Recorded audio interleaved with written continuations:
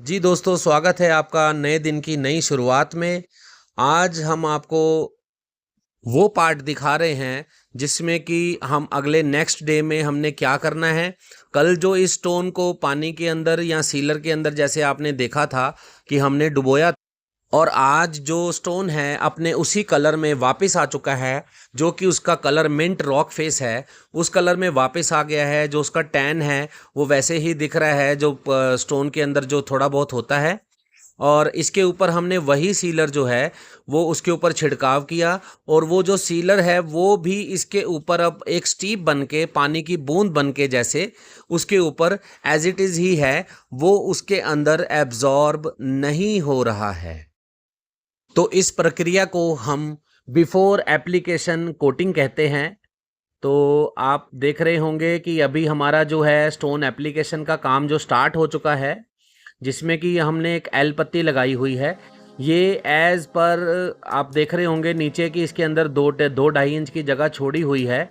वो इसीलिए छोड़ी है कि ये कस्टमर की रिक्वायरमेंट थी कि यहाँ पे कुछ ग्लास का वर्क होना था, तो उस वजह से अगर हमने स्टोन लगाना होता तो हम इस एल पत्ती को नीचे ला के भी हम स्टोन लगा सकते थे, बट यहाँ पे एज पर कस्टमर रिक्वायरमेंट था तो इसलिए इसको पत्ती को ऊपर लगाया गया। तो इस एल पत्ती को लगाना भी क्यों था, क्योंकि हम लोग जहाँ पे भी जो पैराफिट छज्जा होता है, जहाँ पे नीचे लटक सीधी होती है उसकी, तो हम लोग वहाँ पे 1.5 इंच बाई 1 इंच की सॉलिड एल्युमिनियम पत्ती लगाते हैं, जिस वजह से उसकी स्टोन की जो पकड़ है वो वहीं से बन जाती है। आप देख रहे हैं कि उसी एल पत्ती के ऊपर हम लोगों ने जो स्टोन स्टार्ट किया वो कॉर्नर से ही किया। उसके ऊपर जो एडेसिव लगाया जा रहा है, एडेसिव को दीवार पे लगा के उसको कॉम्बोट्रोल करके, जैसे कि कंघी मार के जो कि लाइन बन गई उसके ऊपर, फिर हम लोग उसके ऊपर स्टोन को अप्लाई कर रहे हैं। जैसे ही हम उसके ऊपर स्टोन को अप्लाई करते हैं तो जब हम उसको प्रेस करते हैं या हिलाते हैं थोड़ा सा, तो वो जो लाइन है वो दब जाती हैं और जो स्टोन है वो एकदम से एडेसिव को पकड़ लेता है। तो इसी तरह से इसका बेस कोट में हम लोग पहले एडेसिव लगाते हैं, जो कि मैं हर बार बताता हूँ कि इसकी जो बेड थिकनेस है एडेसिव की वो 10 से 12 mm होनी चाहिए दोस्तों।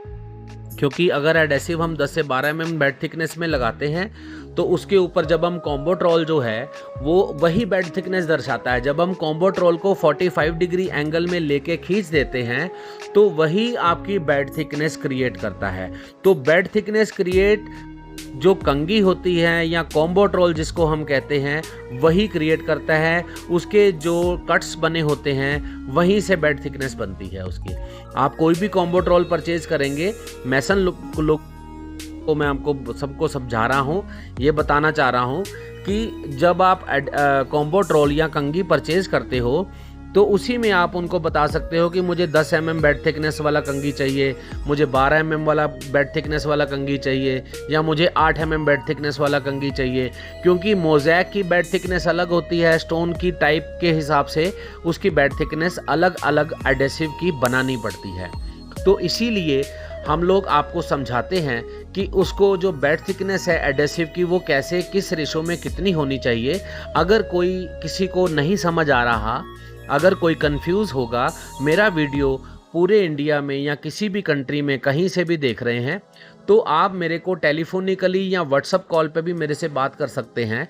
तो मैं उसमें आपको फ्री कंसल्टेंट में गाइड करूँगा। तो ये हमारी शुरुआत है स्टोन क्लैडिंग की। आप देख रहे होंगे कि हमने स्टोन को सेंटर से स्टार्ट किया, क्योंकि ये जो कट था, ये जो एल शेप बना हुआ था, ये घर के फ्रंट फसाड का लुक था। यहाँ से ये कट जो था वो दिख रहा था, तो इसलिए हमने इसको लेफ़्ट टू राइट और राइट टू लेफ़्ट, इसीलिए हमने इसको पकड़ा कि इसकी जो बीच की जो लाइन थी सेंटर की वो थोड़ी सी बदगुन थी, थोड़ी सी उसमें दिक्कत थी, ताकि वो दिखे ना, ज़्यादा विजिबल ना हो। इसलिए हमने स्टोन क्लैडिंग को स्टार्ट ही उसी कॉर्नर से किया जहाँ से प्रॉब्लम है प्लास्टर के अंदर।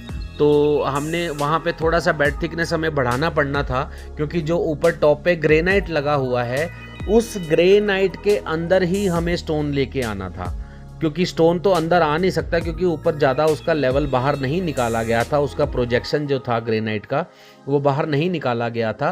तो फिर भी हम लोगों ने पूरी कोशिश की कि ये स्टोन बाहर ना आए ज़्यादा, बिकॉज़ ये बाहर तो आता ही है, क्योंकि जब ये स्टोन आप इसको करीब से देखोगे तो कुछ इसका बाहर होता है, कुछ इसका ये पट्टियाँ बनी होती हैं, तो पट्टी अंदर बाहर दिखती है उसकी स्टोन के अंदर। तो वही जो एक ऊपर आके टॉप में लहर बनती है, तो वो लहर टाइप की दिखती है। नेचुरल स्टोन की यही लुक होती है दोस्तों, कि वो थोड़ा सा अंदर बाहर दिखता है, तो उससे एक नेचुरल लुक जो है वो उसका बनता है। तो यही चीज़ मैं आपको दिखाना चाहता हूँ, तो कि उसकी स्टोन को एप्लीकेशन को कैसे किया जाता है, बड़ी बारीकी से आपको समझा रहा हूँ।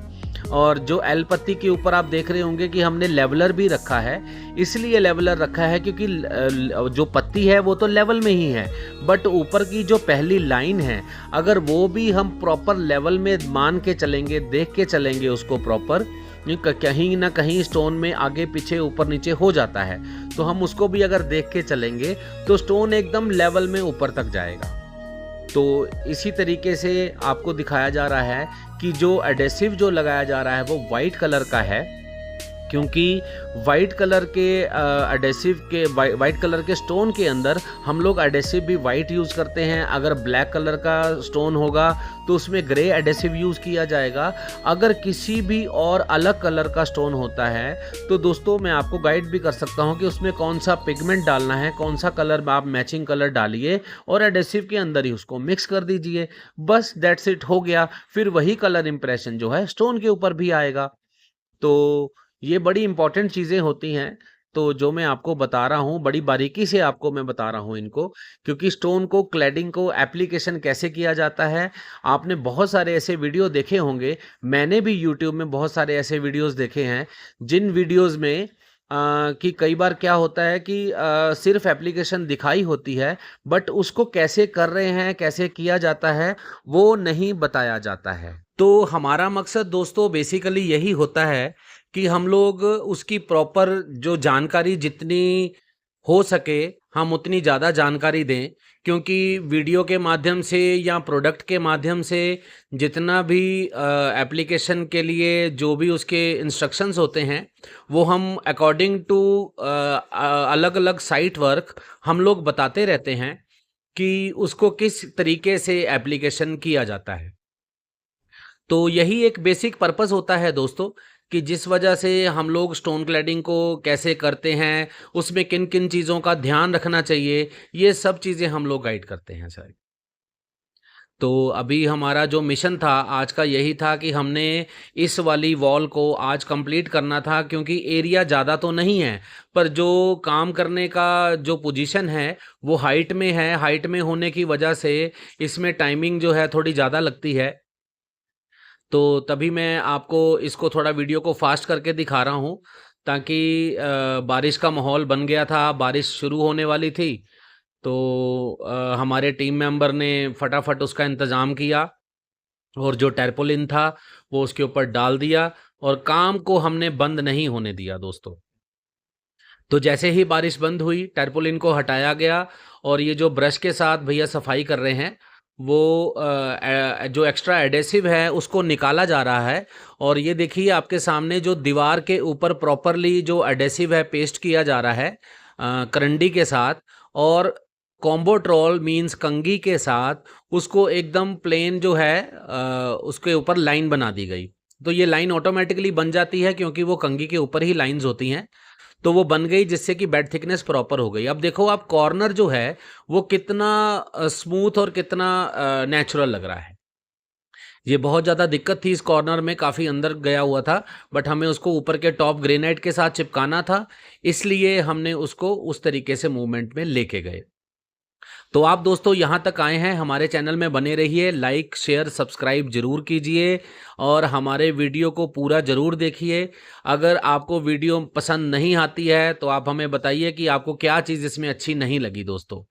तो हम अपनी तरफ से तो बेटर करते हैं, बट अलग अलग पब्लिक के हिसाब से अलग अलग सब्सक्राइबर या नॉन सब्सक्राइबर जो भी हमारी वीडियो को देखते हैं उसमें उनका कोई भी सवाल हो, कोई भी क्वेश्चन हो, वो मुझे उसमें मैसेज कर सकते हैं। मैं आपके कोशिश करूंगा हर मैसेज का जवाब दूंगा। और आप मेरे से टेलीफोनिकली व्हाट्सअप कॉल पे भी बात कर सकते हो या नॉर्मल कॉल पे भी बात कर सकते हो। तो कई बार अगर मैं बिज़ी होता हूँ तो नॉर्मल कॉल नहीं पिक कर पाता हूँ, बट आप मेरे को मैसेज ड्रॉप कर सकते हो। देखिए अब ये स्टोन कंप्लीट हो चुका है, ये वाला एरिया। और इसके साथ-साथ हम आपको ये देखो ये आज के दिन का काम था। शाम को हम लोगों ने इसके ऊपर टैरपोलिन फिर से बिछा दी ताकि रात को बारिश हो तो कहीं कोई दिक्कत ना आए। तो मटेरियल को सँभालना वापस अपनी जगह पे वही जारी था। अगले दिन स्कैफोल्डिंग लगाया गया और अगले एरिया को कंसंट्रेट किया गया कि अगले एरिया को करना है। तो ये जो हाइट थी ये कम से कम 25 फुट की हाइट थी, जहाँ पे हमने अगले दिन स्कैफोल्डिंग को लगाया और स्कैफोल्डिंग लगाने के बाद अगले दिन स्टोन की एप्लीकेशन भी की। ये मैं कंप्लीट आपको स्टोन एप्लीकेशन दिखाया है। ये हमारे मेसन ने हमें ऊपर वहाँ पे खड़े होके वो वीडियो भेजा, तो मैंने उसी वीडियो को अपलोड किया है। तो आप देखेंगे कि इसमें जो स्टोन का कॉर्नर है वो कैसे बनाया गया है, इसका भी वीडियो प्रॉपर हमारे यूट्यूब चैनल पे है। आप उस पे विजिट करके देख सकते हैं कि उसका कॉर्नर स्टोन का कैसे बनाएं। तो दोस्तों इसी तरह आप हमारे साथ बने रहिए और फिर मिलते हैं नेक्स्ट वीडियो में।